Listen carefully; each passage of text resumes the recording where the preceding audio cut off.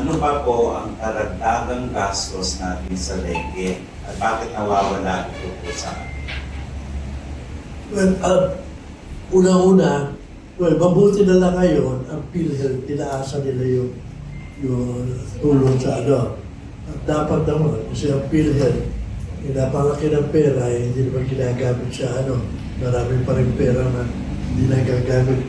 Mabuti na lang, lately, napalitan na yung issue, wala na yung one sickness na babayaran, wala na rin yung may 2 beses ka, pwede ka na rin mabayaran, 2 beses sa hospital, mabuti nag-i-improve. Pero marami pa rin sakit na hindi kinocover. Pero yung dengue, mabuti na lang, at least, kahit paano, tinataasan nila yung kita. Sa loob-loob ko nga, yung ginagasta nila sa dengue, kapirating lang doon sa perang tinatago ng PhilHealth. No? Dapat kaya, hindi ko lang alam kung meron silang capacity para sa prevention. Dahil binanggit nga ni Dr. Tayak, meron naman pondo sa prevention, pero palagay ko nagagamit din yun sa napakaraming bayan, napakaraming LGUs na siguro kailangan ng prevention. Ano? At sana, nabanggit ko nga kanina, 2 bagay na nawawala sa tao pag kakaroon ng dengue. Yung gastos na hindi naman covered lahat, ano, sa medical. Mabuti na lang ang SSS, I think, kahit na hindi ka na-confined sa hospital, if I remember correctly, kung 4 days kang house confined, may medical certificate ka sa dengue, babayaran ka rin, no? Pero ang problema, hindi naman covered lahat yung gastos mo. Yun na walang kita. Yung na-dengue. O yung nanay, halimbawa, na hindi makatrabaho dahil merong may sakit sa kanila. Ano? At yung prevention para makahawa, napakalaking gastos sa pamilya niya. Multiplied by so many, as din Dr. Tayak mentioned, napakaraming cases. Ano? Can you imagine pagka yung nawawala sa ekonomiya natin dyan? At yung health, natin na nagkakasakit ng dengue, I'm sure, humihina yung katawan, eventually, no? Nagkakaroon na epekto long-term sa kanila yan. Meron akong kilala nga na dengue 2 beses, nagmula alaro ko sa golf. Nagmula na din nakalaro. Dahil hindi lang yan na sandali lang, ha? Na 2 beses. Nagmula na, humina, hindi na nakarecover. So, yun ang sinasabi natin, sana nga magkaroon tayo talaga ng comprehensive long-term plan. Gaya yung ginawa natin sa ibang diseases na sinabi kanina na nakura na. Lalo na kagaya sa TB, no? Buti na lang yung TB, sinak nyo ng Rotary Club talaga international, talagang binuhusan ng atensyon. No? Di naman nagkukulang ang gobyerno sa information dissemination. Pero palagay ko, dapat pagtuunan natin talaga na yung lusot. Kaya sinabi, ang dami nating mga lugar na mayroong mga pinag-aanuhan ng mga lamok, ano? Yung mga tambakan dyan, sana ituon natin yung tingin doon. Bigyan natin ng tulong yung mga LGUs na kailangan ng tulong sa prevention. Mahirap na yung sinasagot natin yung pagka yung may sakit niya. Taon-taon, gano'n ang mangyayari sa atin. Kung hindi natin billion-billion na nawawala sa ekonomiya natin, unang-una, kagaya ko, may crisis pa, pagka lalo lang hindi mapag-abot yung kita ng mga may bahay, lalo na pagka napag-isang kaya. Thank you, Mr. Sergio Ortiz Luis Jr. Yes po. So, yung sa part naman po ng Philippine Medical Association, explain ko lang po yung sa End Dengue Coalition. So, basically po, ang End Dengue Coalition ay mayroon pong 5 pillars. So, ano-ano po bang pillars yon? Of course, yung number 1 po na in-explain ni Dr. Eric Tayak kanina, yung surveillance. So, it is important for us na malaman natin ang numero. Kung ilan po talaga ang kaso ng dengue dito sa ating bansa. Last year po, in Asia Pacific, ang Philippines po ang may pinakamataas na numero. So ang Philippines po ay umabot ng 285,109 sa Asia Pacific region. Ang sumunod na po doon is Vietnam, 168,000. So almost kalahati po agad siya. So ganun kataas. And sa deaths po, ang Pilipinas po ang may pinakamataas. Meron tayong 1,132. Ang sumunod na po na numero is 412 ang Bangladesh. Ang ibang bansa po ay 0. So doon pa lang po, sa numero pa lang yun, maa-alarma na tayo. Bakit ang ibang bansa 0? Tapos ang mga cases nila almost natudoble nung sa atin.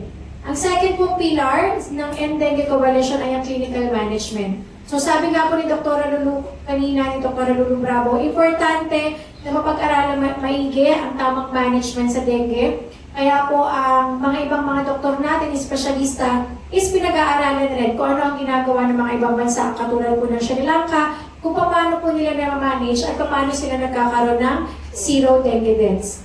Ang pangatlo po is a vector management. Sabi nga po ni Dr. Eric kanina, 5S, 4S, hanggang ngayon hindi na effective. Baka mamaya umabot na tayo ng 7, 8, 9, 10, still meron pa rin po tayong kaso ng dengue. Yung mga alas 4 kontra mosquito, nung nagkaroon po na outbreak last year, nasimulan siya, pero after noon, hindi na po naituloy. Maalala niyo po, early quarter last year, ang Quezon City nag-declare ng outbreak ng dengue. And before end of this year, nag-declare po ulit sila. So ano ibig sabihin nun? Ang alam natin ang dengue, usually rainy season, tumataas. Pero because dun sa nangyaring outbreak ng first and last quarter, isa lang po ang ibig sabihin nun, ang dengue all year round na.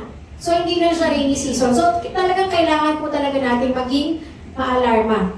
Ang fourth pillar po ng Dengue Coalition is the vaccine development. So sa ngayon po, meron po mga new generation vaccine na free qualified or dumaan na po sa pag-aaral ng WHO. Ano po ibig sabihin ng free qualification stage?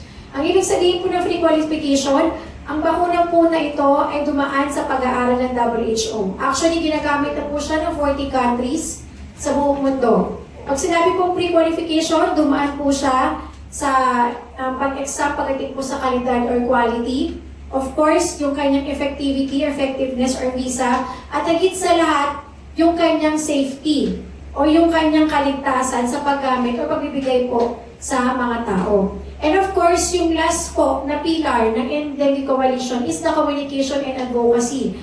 Kaya po tayo lahat ay nandito. Naniniwala po kami na ang media, tayong lahat po is important and mahalaga na pagtulong-tulungan po natin para magbigay po tayo ng awareness pagdating po sa pagsupo and ma-attain natin ng Dengue Coalition.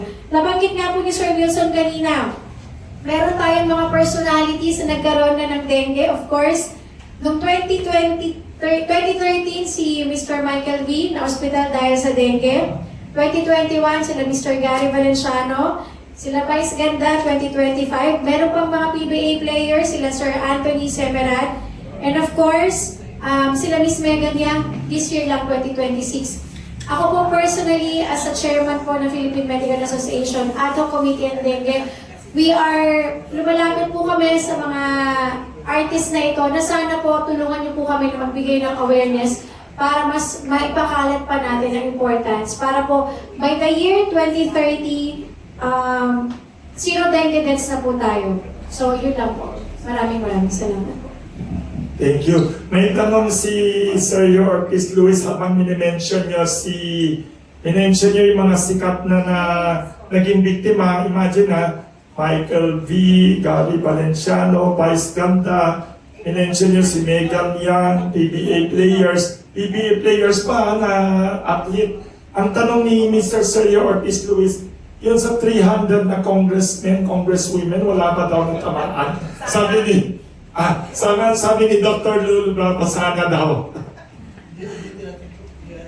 Dalang dengue, buhaya. may sinabi si Mr. Sergio Ortiz Luis, sabi niya hindi tinatablahan daw kasi buhaya daw. Sabi ni Mr. Sergio Ortiz Luis. May tanong dito ho.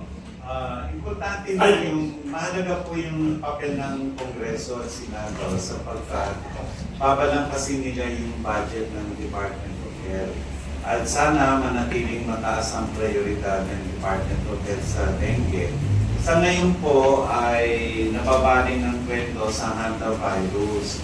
So may epekto po ito sa dengue sapagkat ang pag-uusapan ay hantavirus na alam naman natin kung paano nakukuha po ito at low risk po sa atin na pagamat na-report noong 1992 na nagkaroon tayo ng 2 kaso sa Lazaro Hospital. At dito sa atin, ang uri ng hantavirus ay nakukuha po sa daga. Sapagkat yung daga ko ay dala po yun. May dengue from daga? Yung dumi po kasi nila, pag yun ay Wow. natuyo, na ay aerosolize. So yan ay malalangkap po ninyo. Pero yung uri ng hantavirus Wow. sa atin ay lagnat lang.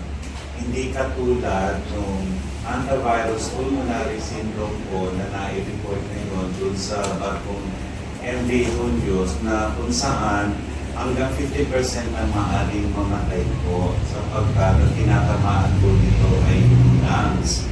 Umpisa sa pneumonia tapos magiging hirap ng huminga sa acute respiratory disease syndrome kaya yun ay i-evacuate para madala po sa ICU. May isa pang uri ng sakit ng hantavirus sa Korea, China naman po yun. Ito yung hemorrhagic syndrome. So, ibig po sabihin yan ay ang tinatamaan naman dito ay kidney at nadadialysis. So, dalawa pong klase po yun. Marami pong viruses po kasi yung hantavirus, hindi lamang isa. Kaya lang, ang tumama po dito, kaya binabantayan, ay yung Andes virus dito sa Argentina. Andes. Dito sa person-to-person transmission po yun. So, droplet.